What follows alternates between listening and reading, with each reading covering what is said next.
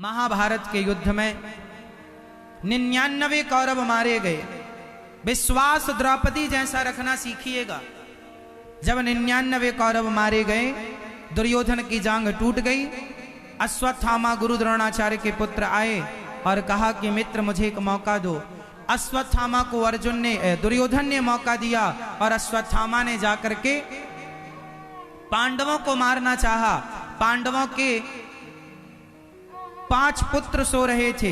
अश्वत्थामा ने 5 पुत्रों को पांडव समझ करके 5 की हत्या कर दी।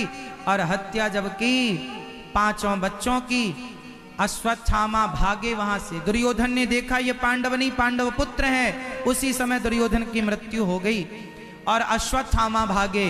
अर्जुन ने भगवान को सारथी बनाया, पकड़ने चले। अश्वत्थामा ने अर्जुन को मारने ब्रह्मास्त्र चलाया। अर्जुन ने कहा कृष्ण कृष्ण महाबाहो भक्तानां अभयंकरा त्वमेको दह्यमानानां मपवर्गोऽसि संस्रते। चरणों में गिर पड़े अर्जुन, हे प्रभु रक्षा कीजिए। भगवान ने कहा आप भी ब्रह्मास्त्र चलाओ। अर्जुन ने चलाया, दोनों को भगवान ने शांत किया। अश्वत्थामा को लाकर द्रौपदी के सामने खड़ा किया। अर्जुन ने कहा अश्वत्थामा सामने है, द्रौपदी जो दंड देना चाहती हो दे दो। द्रौपदी ने कहा क्या इसे मार देने से मेरे मरे हुए बच्चे जीवित हो जाएंगे? नहीं, इसलिए इसे छोड़ दो। अश्वत्थामा को जिसने 5 बच्चों को मारा उसे द्रौपदी कहती हैं छोड़ दो। क्यों?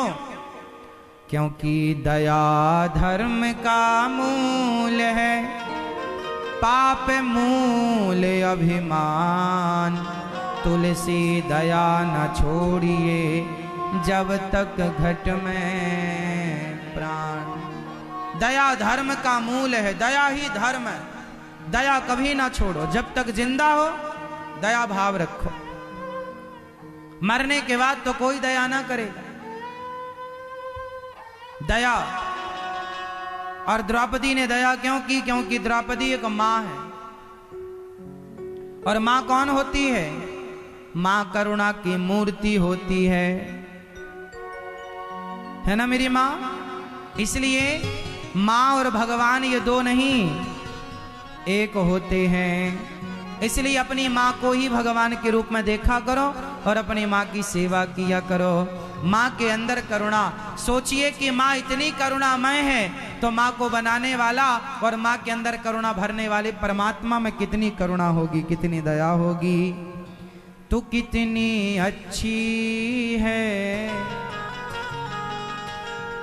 तू कितनी भोली है,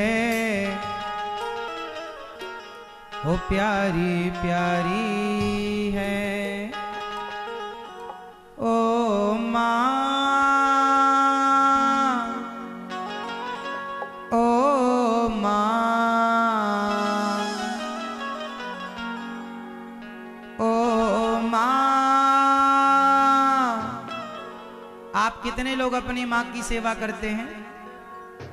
कितने लोग अपनी सासू माँ का ख्याल रखती हैं? बहुएं करिएगा सेवा। और ये भजन माँ के लिए समर्पित है।